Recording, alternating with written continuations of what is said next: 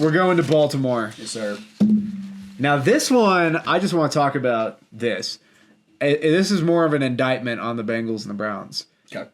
This franchise has only been around for like 25, 30 years.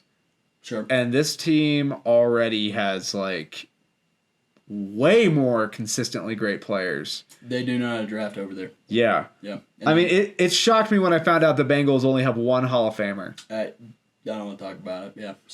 Same. I'm not saying it was towards the Bengals. Like, I'm saying it genuinely shocked me. Yeah, the Bengals are like that old of a franchise, and it's just Munoz. And that was the crazy thing for me is I kept going back on the Bengals, which is why it took the Bengals actually the longest. I went back because I was like, it took me the longest. Bengals Hall of Famers? And I was like, are we forgetting to talk about the Hall of Famers? And then I'm like, no, it's... Well, dude, that's what I did because I was going through. I'm like, damn it, I've been mentioning Hall of Fame for everybody. So I went back through. I'm like, hold on. Exactly. I did the same thing. And especially because, again, like I said, I went Steelers first. So I went from a team loaded with a bunch of guys who belong in the Hall. And then I go to my fucking team. Your new team. And I'm going to just call it my team. I'm officially here. I'm never leaving. Absolutely. Look at that. There you go. He's got tigers on his shirt. I spent money on this. Yeah. Yeah, no, I'm a little bit shocked. Yeah. Like, I genuinely, granted, there is a large path of the future for us to define our team. Absolutely, but I'm saying it just for this reason. Going into this, Yeah. I don't know where I expected Baltimore to land. Okay. But I expected that they would be more competitive. Like, I expected that they would be closer to Cincy and Cleveland and something like that. But in reality, they seem to stray above those two and fire up. But that said, let's get into this. I think head coach is really easy. It's John Harbaugh. Yeah. Easy. Yeah. Super Bowl champ and coach of the year in Baltimore, along with the longest tenure in Ravens history that makes him really, really easy to pick. He coached Joe Flacco and Lamar Jackson to great success. Those two quarterbacks could not be more opposite. Wildly different. And he's molded his team in a lot of different ways, whether it be offensively strong, like it was in Lamar's MVP year, defensively strong. Like, he's just coached a bunch of teams in a bunch of different ways. So no matter the situation, John Harbaugh is a good option. He's the guy, yeah. Yeah. So quarterback, I went Lamar Jackson. Okay. 2-time Pro Bowls, a first-team All-Pro, an MVP. A human joystick that is really a unique weapon. Okay. And this team, the whole rest of this team has been built specifically with him in mind. I go with Lamar, too. I think he just... Didn't want to go with Fluco, huh? Well, I really did. I love Flacco. One of the best postseasons in NFL history with his stats in the 2012 season. I went to that Broncos game. That was the first NFL game I ever went to. Bro, I cried for 20 minutes. Really? My mom and dad came upstairs. I cried about a month later. Fair enough. Yeah. I remember watching that game, and I can still very much recall a lot of that double overtime game. I remember how cold it was.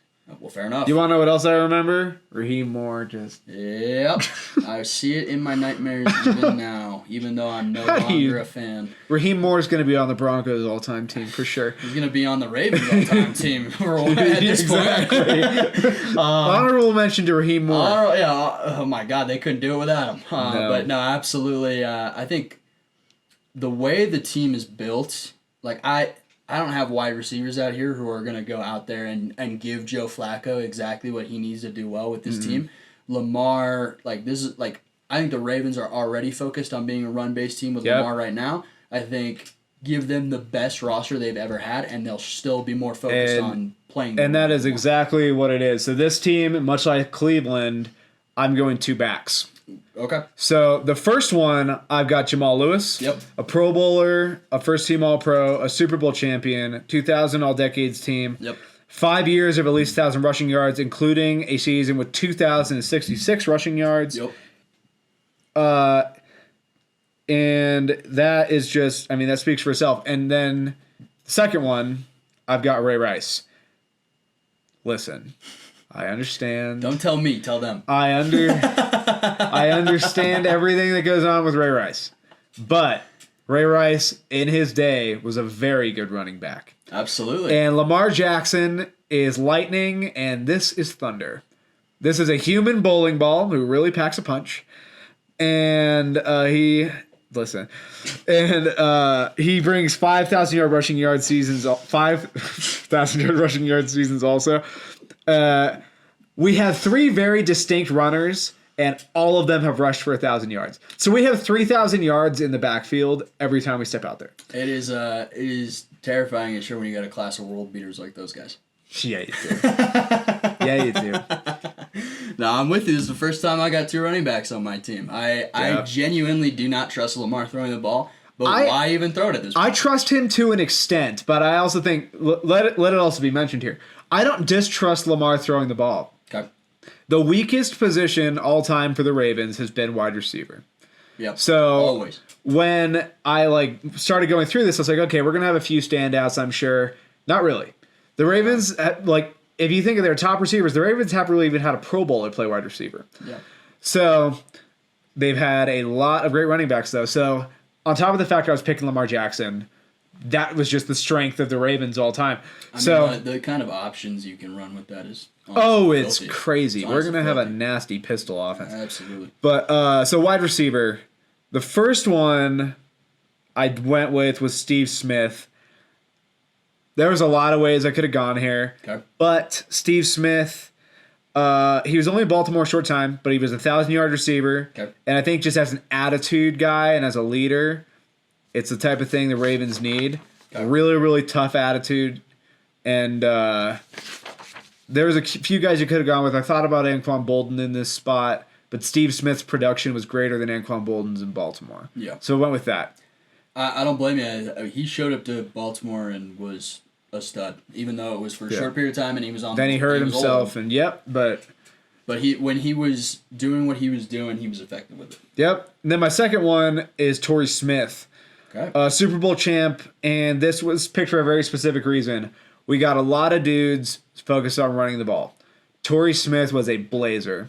So the entire purpose of Torrey Smith being on this team is he's just going to open up the field. They're going to have to account for the fact that he can run by you and deal with that. There's also the play action aspect of it. Yep. He could absolutely. He doesn't need to be a complete stud. Yeah. But when you're so focused on stopping 3 different running backs and have to go through your reads to make sure, first of all, is this a fucking run or a play action? Is it a run or is it a triple play action? Or is it triple play action or is it an option? There's so much that could go down. I think you don't need Torrey Smith to be a world beater. No. But again. Or a wife beater. But absolutely, I think the speed that he brings, as long as he can just catch the ball when he's open, go for it. Listen, you can be a one-trick pony, just do the one trick, and that's why he's here. He's here to open up everything else for the run game and keep them honest when we throw a bomb. Yeah. My only rule is if you're going to be the one-trick pony, you got to do that one trick pretty exactly. So, and then tight end. Honestly, this is our best receiving weapon. 100%. It's Mark Andrews. Yeah, absolutely. 2-time Pro Bowler, first-team All-Pro. He's the most reliable target in this offense. He is familiar with Lamar Jackson, and Lamar Jackson's familiar with him. And that's all you need in this situation. Because if you need 5 yards, or if you need Lamar to make a throw that you're scared he's going to not hit, Mark Andrews 5 to 15 yards. Yep. Money. We're doing great. Money. Run him right underneath Torrey Smith clearing something. We're cool. Money. And then, so left tackle. This is a really good one. Yeah. Jonathan Ogden, 11-time Pro Bowler, 4-time first-team All-Pro, 5-time second-team All-Pro, Super Bowl champion, 2000s All-Decade team, NFL 100 team, and a Hall of Famer. Jonathan Ogden is one of the best left tackles ever. This is somebody who's in that category with Joe Thomas. Yeah, there's no... And Munoz, honestly. Yeah, those are these teams all have somebody at that spot. At that left tackle position for sure. Yep. Yeah, I got no complaints about that one. Yeah. Left guard, I went Kelechi Osemele. Yep. He won a Super Bowl in Baltimore. He was just entering his prime before he left to go to the Raiders. But in his final year there, he was one of the best in the league. And I'm sliding him in at left guard. Yeah, same. The Ravens know how to build an O-line for sure. All right. Center, I got Matt Burke. Now, most of his prime was spent in Minnesota. But when he came to Baltimore, he immediately stabilized that line and was a road grader for Ray Rice and was the centerpiece on that O-line when they won the Super Bowl in 2012. So he takes that spot at center. Unfortunately, I don't have another name, so we're roll with the same guy. We are once again in agreement. We are in agreement one more time. I think the rest of our line's probably going to look the same, but... Well, right guard's really easy. Marshall Yonda. Yeah. 8-time Pro Bowler, 2-time first-team All-Pro, 5-time second-team All-Pro, another 2010 All-Decades guy, another Super Bowl champ. Not in the Hall of Fame yet, but as soon as he's eligible, he will be in. Absolutely, I think. So, when that happens... Right there, Baltimore has more Hall of Famers on the O-line than Cincinnati. It's pretty fucked up. I'm just saying. It's pretty fucked up, but... no, it is a... man, if you're building a team to run, this is the O-line I want to have. Yep. And then... Stanley, right tackle, too? Yep. Their current left tackle, really young, was hurt last year, but really good the year before that. Blossoming into a really good player. So Ronnie Stanley at right tackle. Yep. Now, on to what the Baltimore Ravens have always prided themselves in, defense. Absolutely. So, at the first DN spot, I got Michael McCrary, 2-time Pro Bowler, a Super Bowl champion, 3rd all-time in sacks for the Baltimore Ravens. It's a slam dunk. Yep. A little less on the flashy side with this first one, but very, very solid. Yeah, you don't need to worry about it. And I went with only 3 linemen here, so I'm going 4 backers. Okay. And D tackle, Haloti Ngata. 5-time Pro Bowler, 2-time first-team All-Pro, 3-time second-team All-Pro, and a Super Bowl champ. Unique athlete. Injury sort of robbed him towards the end, but he had a really great career. This was the dude that tracked down RG3 down the field and initially hurt his knee, but just like, poor guy. I'm not talking about the injury, but the fact that Haloti Ngata was able to track down RG3 speaks to the type of athlete he is. Yeah. So Haloti Ngata is that D tackle. Yep. My other D end is Elvis Dumervil. Okay. Wasn't in Baltimore a long time, but 2-time Pro Bowler, first-team All-Pro.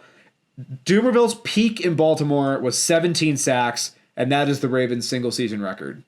Okay. So I went with him. I'm a big Elvis Dumervil guy. I bet you are. You knew the old fax machine messed it up for the Broncos, but it's definitely a bummer for sure. But he was absolutely one of those guys where, like, even after he left us to go to the Ravens, he was still great. Who you got at that first outside linebacker spot? Terrell Suggs, dude. Natural. T-Sizzle. Yeah, dude. Are you kidding me? Yeah, there you go. 7 Pro Bowls, first team All-Pro, second team All-Pro, or 1 second team All-Pro, excuse me. Super Bowl champion, Depoy. We always talk about our Depoys. We love our Depoys here on this channel. Absolutely. If you win Depoy, you're on this roster, basically. All-time leader in sacks, and I think once we all are said and done in a couple of years, absolutely, he'll have his bust in the fame. I'm not sure he will. I think it's possible. Yeah, because he had, like, if I look at this, Ravens legend. It's like, yeah, but he had 1 All-Pro, he had 2 All-Pro teams, and the Defensive Player of the Year thing. It's just like 7 Pro Bowls too, though. I know. It's just like, for some reason, I don't even know. It might just be my personal thing. Where, like, for some reason, I thought Terrell Suggs was like more like decorated? Acclaimed and decorated. He's a great player. Don't get me wrong. But as I was going through looking at the All Pros, I was like, huh. Was he like a Hall of Famer? But I personally would say yes. Especially in this modern era where the league's focus more on offense than defense. And now if you want to talk about a really, really, really, really easy one, I wonder who middle linebacker 1 is.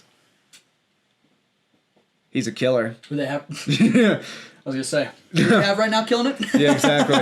Yeah, listen, no need to beat around the bush anymore. Ray Lewis. Yeah, Ray Lewis. 13 Pro Bowls. 7-time first-team All-Pro. 3-time second-team All-Pro. 2 Defensive Player of the Year awards. 2-time Super Bowl champion. Super Bowl MVP. 2000s All-Decade Team. NFL 100 Team. Hall of Famer. Ray Lewis, that guy, that is the Baltimore Ravens. And I think it's fair to say without him, maybe they don't even have any rings. No, I think that's very fair. Yeah. And I would say that is the best middle linebacker that's ever played. Really? There's a lot of people, you can argue some guys. I think Ray Lewis has a very, very strong case for it, and I would lean that way. Killer instinct. Some of that might be biased because I watched him play. Fair. But I can't recall a better linebacker. Well, he's killer instinct out here, so. There you go. Continuing on, at the other middle linebacker spot, I got C.J. Mosley. Okay, me too. 4-time Pro Bowler, 4-time second-team All-Pro, the successor to Ray Lewis. Wasn't Ray Lewis. Nobody is. No one can be. But forget his time with the Jets. His time in Baltimore was extremely, extremely prosperous. and deserves to be on here for the Ravens. Absolutely. No, he's a stud, man. It sucks that it's not working out for the Jets. Injuries and the Jets. And the Jets. But absolutely, I think like watching C.J. Mosley leave the Ravens as a Broncos fan at the time, I was like, thank God, like because I was very high on him. I think he could have done well for the Jets. I would never recommend you sign with the Jets. But that's the thing is that like if you're chasing the money and you're gonna end up on the Jets, like that's a curse. That's a curse. You know what you're doing. Yeah. Who you got at the other outside backer spot?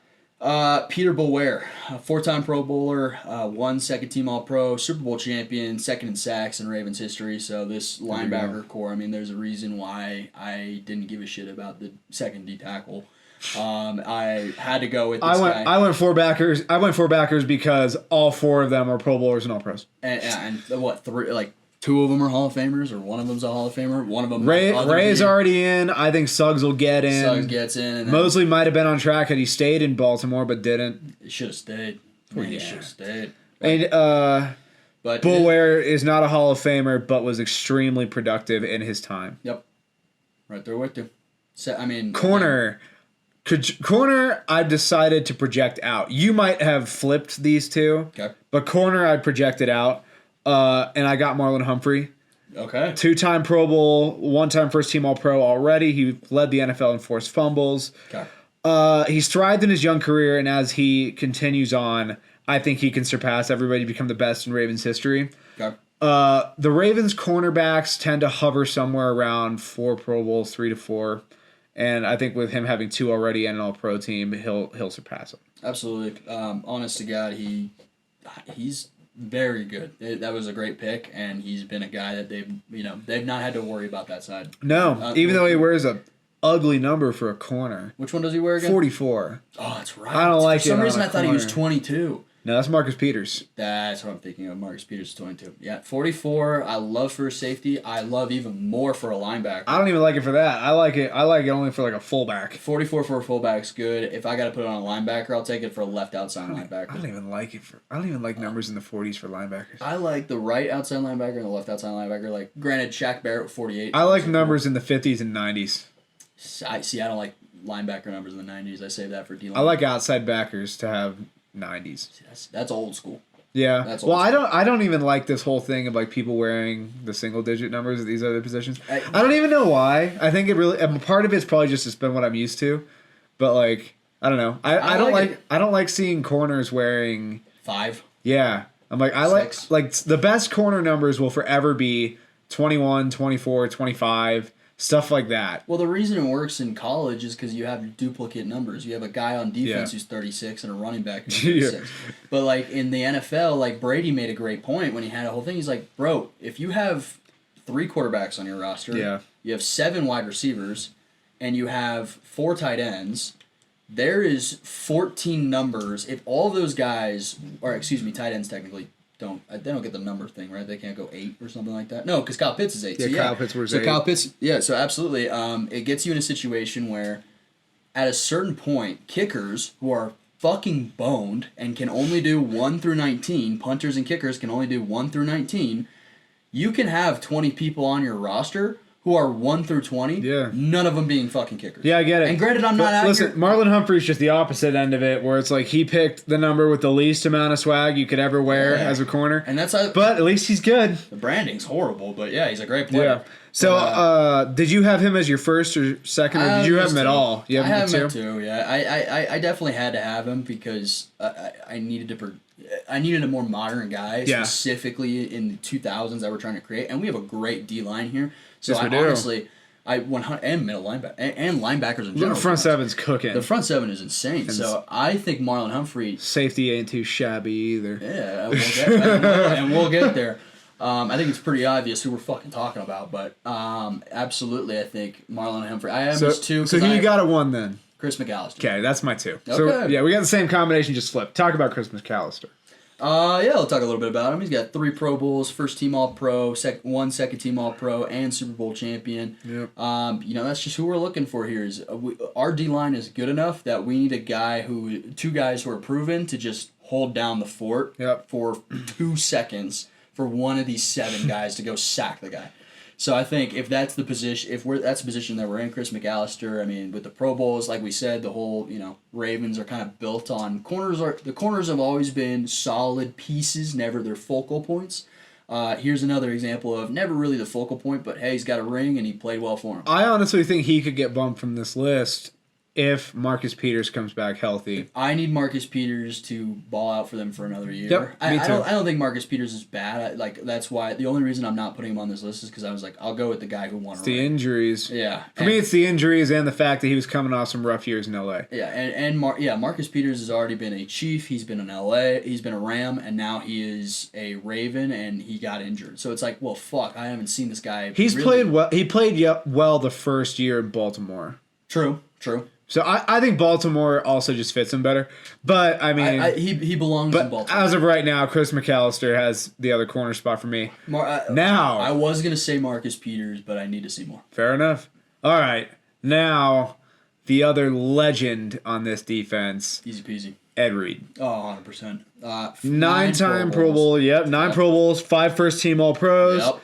3-time second-team All-Pro, a Defensive Player of the Year himself, Super Bowl champion, 3-time NFL interception leader, 2000s All-Decade Team, NFL 100 Team, Hall of Famer.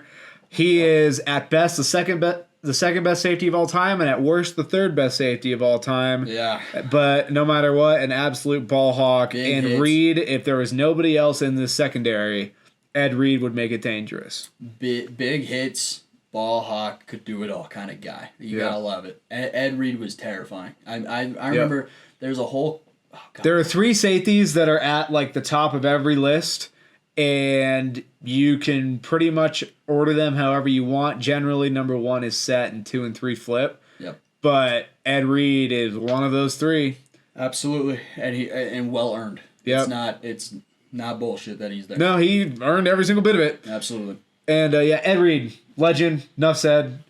Ed Reed behind Ray Lewis. Yeah, I mean, we could shower accolades on Ed Reed, Ray Ravens Lewis. fans who are watching this, you want us to just keep dick sucking him, or like, do you get it? Like, yeah. Do you get it? Ed Reed's really fucking good. Ed Reed, best. I mean, Ed Reed is the only player that like Bill Belichick and Tom Brady raved about at like no end as a free safety. Peyton Manning was nervous of. Yeah, at the free safety spot, you'd be hard pressed to ever do better than Ed Reed. So.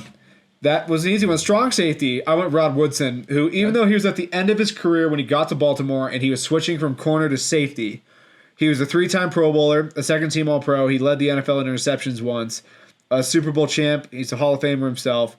His prime was in Pittsburgh, but he was a high-quality safety in Baltimore, and he would pair really nice with Ed Reed. And the rest is defense. And that Ed Reed would flow. He sort of flows and does some stuff that's a little unique. Yeah. But Rod Woodson is very mentally sound. Yeah. And would have everything else lined up. So even if Ed Reed guessed wrong, it would all still be lined up. And exactly, and that's what honestly what I like his mentality. Big veteran, knows what he's talking about. Been in the league, seen it a long time. This is a guy who, making that change to strong safety, even though it's a little bit of a weaker kind of like, he wasn't the guy for a long time or anything for him. I could have put Weddle here. I thought about it. I honestly thought about it. Yeah, that was the only other guy I thought about. I thought about Weddle, but I think Rod Woodson, the brain he brings to the rest of his defense. And I'll say this: I think they drafted 2 guys this year that could get on here. I think that Kyle Hamilton could take that other safety spot. Really? Fuck Kyle Hamilton. He's a reach. Oh, he's a reach.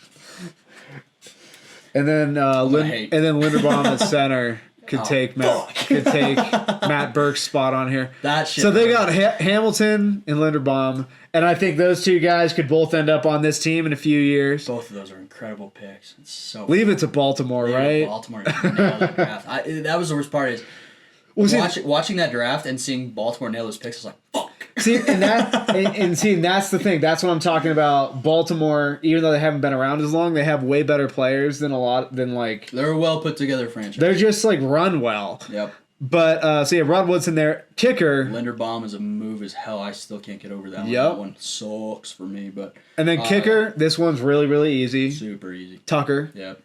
5-time Pro Bowler, 5-time first team All-Pro, 2-time second team All-Pro, 2010's All-Decade team, Yep. Super Bowl champ. He holds multiple NFL records, including longest field goal, 66 yards, Rest in peace, and the most accurate kicker ever at 91.1% for his career. Only kicker who even approaches the territory of Adam Vinatieri. I agree. I think it sucks because I don't want to give him any credit as someone who kicks footballs, used to. As someone who used to kick footballs, it was more of a hate him because I am kind of situation. Like, would have loved to be that guy, best in the world at what I do, but obviously not. So putting away a little bit of this like hate that I have for his ego and everything, because absolutely, he's earned it. Bro, I'd have the same ego. Like, I got the same ego now, and I haven't done anything. But like, absolutely, there's really like, if there was going to be a kicker for the past 10 years to represent the NFL on the decade team, it's got to be this guy. Yep. And then punter got Sam Cook, highest average punt and punts inside the 20 again. I think field position thing with punter is the most important in something like this. So that's why Sam Cook is on here. Yep. Then kick returner, punt returner, you should remember this guy as well, Jacoby Jones. Highest return average in punt return and kick return in Ravens history. Yep. Dynamic return man and his time there, always a threat. Listen, we both would remember he returned a kick in the Super Bowl against my team. Yeah. We both have reason. You remember the touchdown catch. I remember a kickoff return. He also had some great returns against us in that game as well. He was he honest to God. I remember because I had not heard much about Jacoby Jones until that game. No one had. Watching. No one had. And then when I was watching Jacoby Jones tear up on special teams and then destroy Raheem Moore, I was like, bro, who is this guy? Who's wearing 12? I was like, who the fuck is this guy doing what he's doing? What's with people wearing 12 messing with the Broncos? It's a fucking piece of shit. But yeah, so that'll wrap up Baltimore. Thank God, I'm so happy to be out of here.